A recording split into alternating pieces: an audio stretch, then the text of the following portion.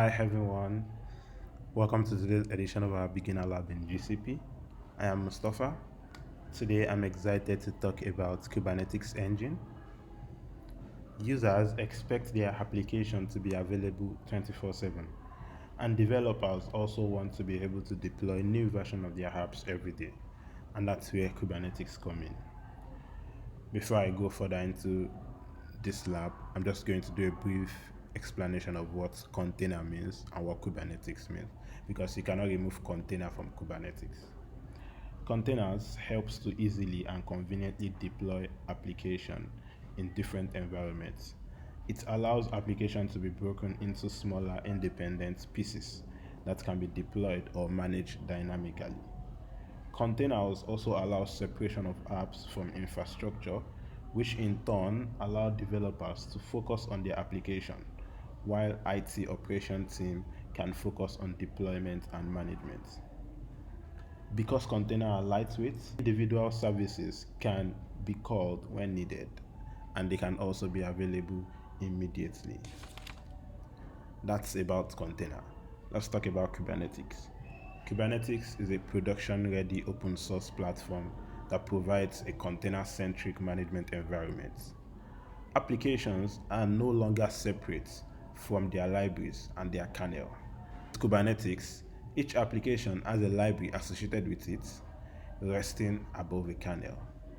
Kubernetes allows users to interact with your container clusters, to deploy and manage your apps. Kubernetes allows developers to interact with their container clusters and deploy and manage apps seamlessly. It enables users to perform admin tasks, set policies, and monitor health of deployed workloads.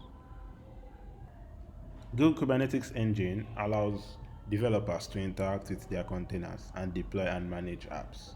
It also helps to perform administration tasks, set policies, monitor health of deploy workloads. That's about container. Let's dive into this lab. As usual, we start our lab. Starting my lab, then I open in an incognito window. Copy my password. Next, put my password here. I understand.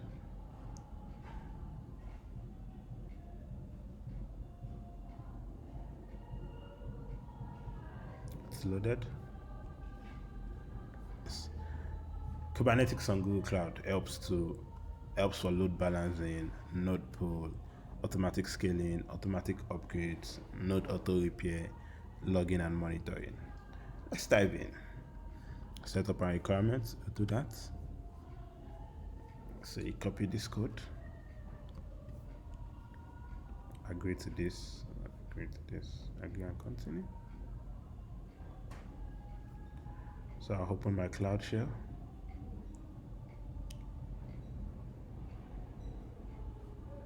Continue.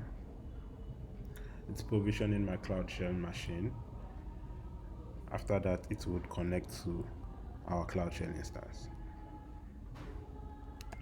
Yeah, I'll just authenticate this. Authorize.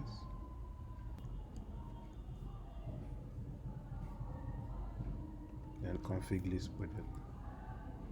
This is our account ID for this lab. And the config list project. This is our project ID for this lab. Thereafter, for tax 1, we are setting a default compute zone. So with this code here, gcloud config set compute / region US Central 1, I'm telling Google Cloud to set up a compute region in US Central 1. This is set. After that, I have to set this as the default region for this lab or for my account. So I go a step further and set the zone for US Central 1A in US Central 1. The next step is to create a GKE clusters. And a cluster just consists of at least one cluster master machine and a multiple worker machine called nodes. So in a cluster, we have multiple nodes. Nodes are compute engine virtual machine instances that run the Kubernetes process necessary to make them part of a cluster. Yeah, so for this lab, I would set a cluster. I'll use this code here to create a cluster. So when you paste this code in, this is gcloud container cluster create. So I'm assigning a machine type of E2 medium, the zone of US Central 1A, and I'm naming this cluster lab cluster. Enter. It's creating my cluster. So while my cluster is being created, let me explore the next one. So this is the expected output, and when our cluster is created, this should check in. So we'll wait a while for our cluster to be created.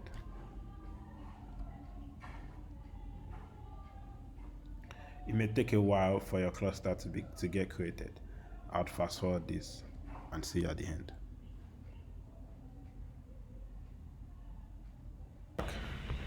Now our cluster is created.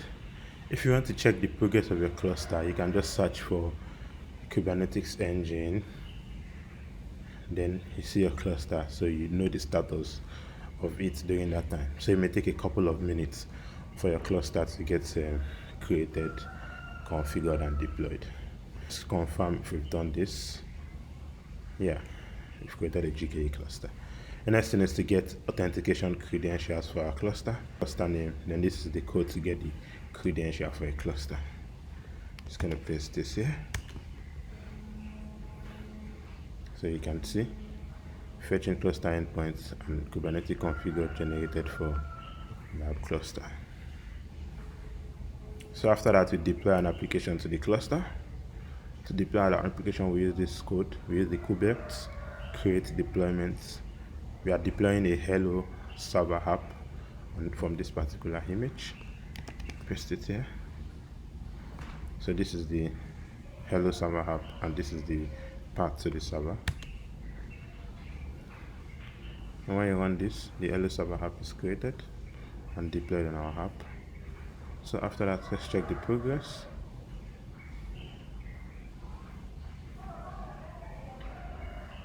Yeah, not deployed yet. So let's take a look at what's happening.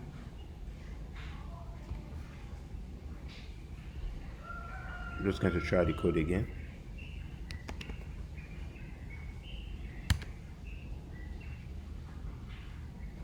Okay, already exists. Yeah, deployed now. After you've deployed it, you can wait a few minutes to connect with Qwiklabs so you can have your assessments progress completed.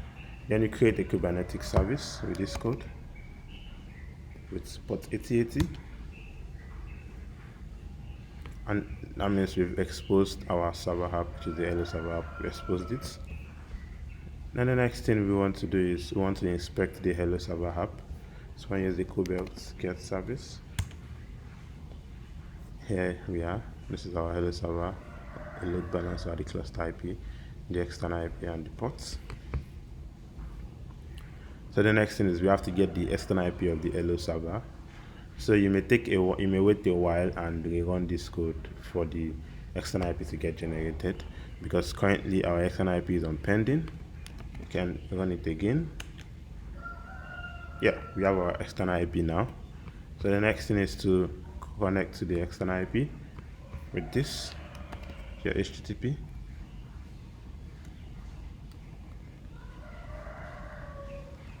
Then you copy this particular code, paste it here, and you enter. No file or such. I'm just gonna try this again one last time and see.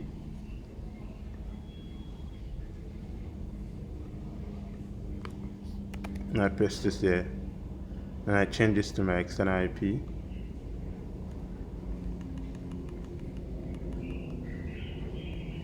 .34.127.30.39, and I click on enter. So it's still saying no file in directory. So to do that, you can just go to your Kubernetes, then service and ingress. So when I click on service and ingress, you can use the endpoint to connect to it. So when I click on this endpoint, it's taking us to the app. So to delete our cluster, use the G-Cloud container cluster delete lab cluster. Copy this. After that, come here and paste it here and enter.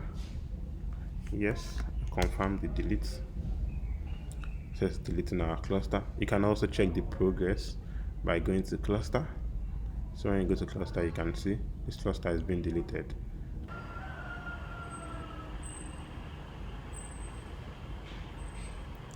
Yes, our cluster is deleted, and you can see when you go to the UI, when you click on cluster, there's no cluster here. Then you have to just then create another one, which we've done previously. So that's the end of our lab. Let's confirm if we've done that here. Yes, we've also deleted our cluster. Congratulations on just deploying a containerized application to go Kubernetes Engine. Yeah, so this is quite a basic lab, and you can do more powerful things on container. You can use container to create different isolated versions of your app, multiple versions of your app, and deploy them to Kubernetes using Kubernetes Engine. So thanks for staying through. I hope you really enjoyed this lab. I also enjoyed it. So this lab, it has some processes that takes a while, and I forward them when I'm doing my videos. So if you notice that the process are taking too much time to complete, it's also part of the process. And if you are unable to complete it before the time ends out, you can also do it again. You have up to 5 multiple trials on your Qwiklabs, and if you exceed that, you can always reach the support through this button here, the chat support, for to help you refresh your lab session on a particular lab. So thanks very much for staying through. I really enjoyed this lab. See you in the next video. If you enjoyed this lab, give it a like, share to your loved ones, and I want to see your comments in the comment section. Till next time, bye.